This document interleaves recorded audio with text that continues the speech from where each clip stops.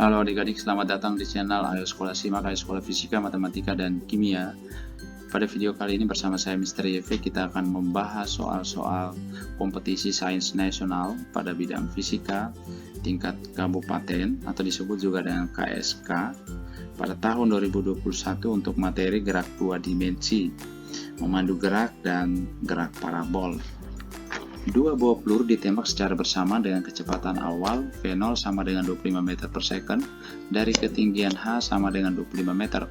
Peluru pertama bersudut awal θ terhadap horizontal, sedangkan peluru kedua bersudut awal 180 derajat terhadap peluru pertama. Nilai cos θ sama dengan 0,6. Ketika kedua peluru mencapai tanah, jarak antara keduanya adalah titik-titik meter. Untuk menyelesaikan soal ini, kita terlebih dahulu menggambar lintasan dari kedua peluru seperti yang ditunjukkan pada gambar. Kedua peluru ditembak pada posisi vertikal, H sama dengan 25 meter diukur dari tanah.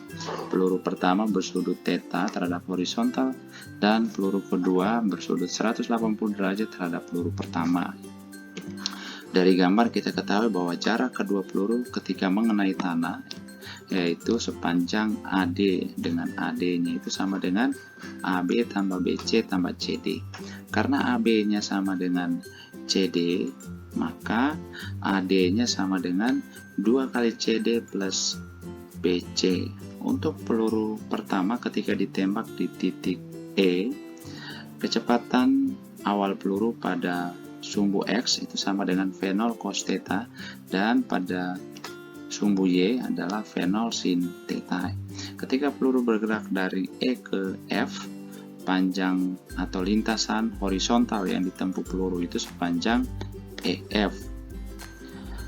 Maka karena peluru ini ditembak di titik E pada posisi awalnya Y0 itu sepanjang EB atau sama dengan H, dan ketika sampai di titik F terhadap tanah posisinya adalah sepanjang FC atau sama dengan H juga.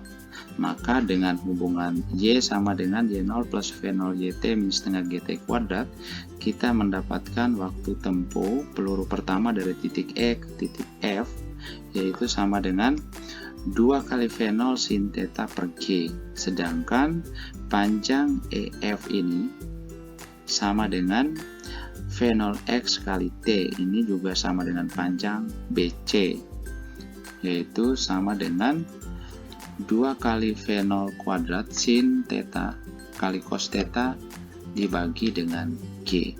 Kemudian kita tinjau gerakan peluru satu ini dari titik F ke titik D dengan menggunakan hubungan Y sama dengan Y0 min V0 YT min setengah GT kuadrat. Kita akan mendapatkan waktu yang dibutuhkan peluru ini ketika bergerak dari titik F ke titik D. Karena bergerak dari titik F ke titik D, maka peluru mula-mula berada pada posisi Y0 sama dengan H, kemudian sampai di tanah berarti Y-nya sama dengan 0. Maka kita bisa tuliskan Y-nya kita ganti dengan 0, Y0-nya kita ganti dengan H, plus V0 sin minus θ, karena kecepatan awal pelurunya itu adalah untuk arah vertikal, itu sama dengan V0 Y sama dengan V0 sin min θ, dan V0 X-nya sama dengan V0 cos min θ. Jadi 0 sama dengan H plus V0 sin min θ kali T min setengah GT kuadrat.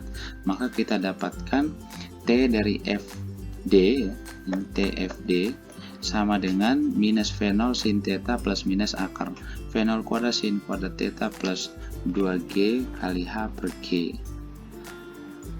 Karena T ini harus positif, jadi waktu itu harus positif, maka kita memakai plus ya, bukan min.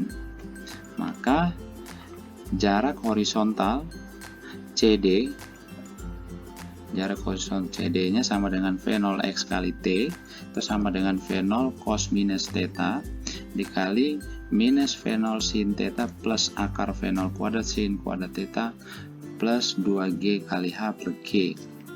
Maka kita dapatkan CD-nya sama dengan minus V0 kuadrat sin theta cos theta per G ditambah V0 cos theta akar V0 kuadrat sin kuadrat theta plus 2GH per G. Karena AD sama dengan 2 kali CD plus BC, maka AD-nya sama dengan, kita masukkan CD dan BC-nya, ini coret, kita dapatkan panjang AD-nya sama dengan 2 V0 cos theta akar V0 kuadrat sin kuadrat theta plus 2G H per G. Kita substitusikan nilai V0, theta dan G-nya, kita dapatkan jarak antara kedua peluru ketika mengenai tanah adalah sepanjang AD, yaitu 90 meter.